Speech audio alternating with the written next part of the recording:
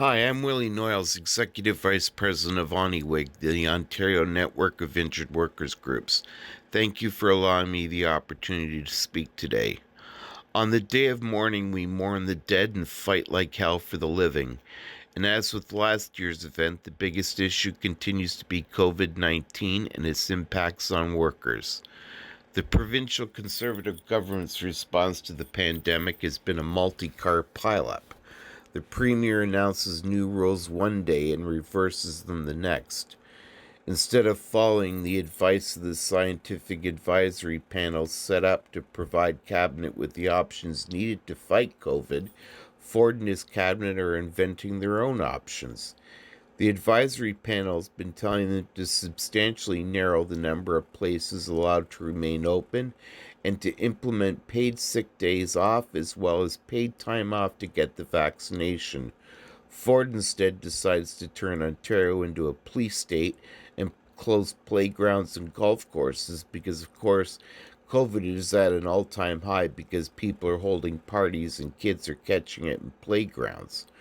Golf courses are still closed, but Ford reversed course on playgrounds and was forced to backtrack on many of the police state regulations when the province's police chiefs said they wouldn't police those rules. When even police chiefs think you've gone too far with what police can do, you know you've really screwed up. And while MPPs at Queen's Park argue and debate, our frontline healthcare heroes continue to work themselves ragged, trying to deal with the surge of people in the ICUs with dangerous variants of COVID. And sadly, many of those people now struggling to breathe are younger and in many cases frontline racialized workers who were just trying to keep a roof over their head. Recently, the government hinted they may be reconsidering their stubborn stance on paid sick days. Hopefully, if only to try and change the channel from their disastrous handling of the pandemic, they will finally bring in these needed paid sick days. And as much as Ford and his cabinet bear the lion's share of blame for the surge in numbers, we can't let the WSIB off the hook. In last year's speech, we urged all workers who were infected at work to file a WSIB claim because we didn't know then whether there would be long-term effects from COVID. This past year, however, has borne this out with a growing number of long haulers being identified.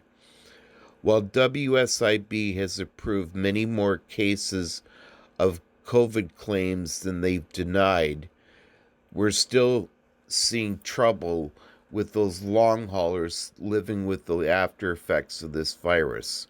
We're finding that once an injured worker gets a negative test, WSIB is sending them right back to work, even if they're far from ready to return. Sound familiar?